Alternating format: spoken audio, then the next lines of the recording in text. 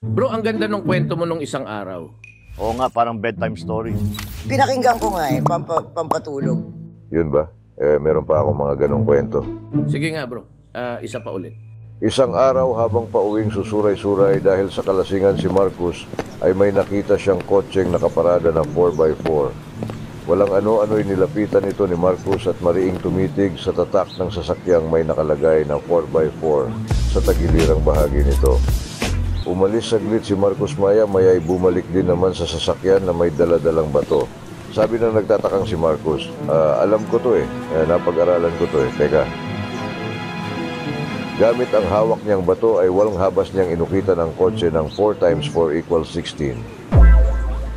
Sabi ni Marcus, yan tama, 4 times 4 equals 16. Ang talino ko talaga. Pagkatapos ukitan ay umalis din naman agad si Marcus. Ilang saglit lang ay dumating naman ang may-ari ng sasakyan at maluha-luha sa nakitang gasgas ng kotse. Sabi ng mangiyak-ngiyak na may-ari, hala, anyari sa kotse ko ba't may sulat to?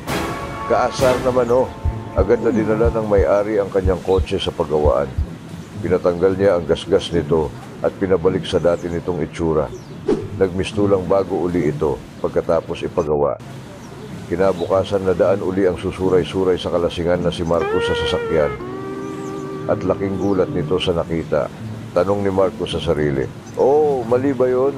Teka, kwentahin ko nga uli. A few minutes later. Tama naman Agad na naghanap ng bato si Marcus, muli niya uling inukitan gamit ang bato ang sasakyan ng 4x4 equals 16.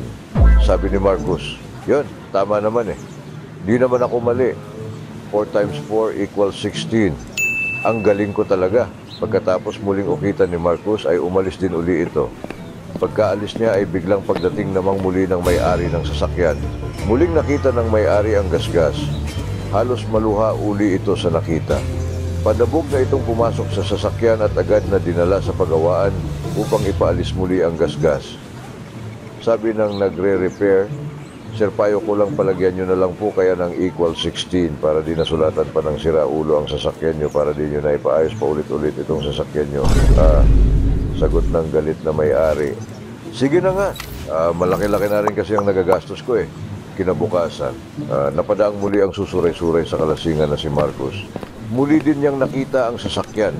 Paglapit niya sa sasakyan ay tuwang-tuwa naman ito sa kanyang nakitang 4 times 4 equals 16. Sabi ni Marcus na nakangiti, sabi ko na nga ba tama ako 4 times 4 equals 16. Ang talino ko talaga. Sa tuwa ng lasing na si Marcus sa nakita, ay kumuha muli siya ng bato at nilagyan ito ng malaking-malaking check.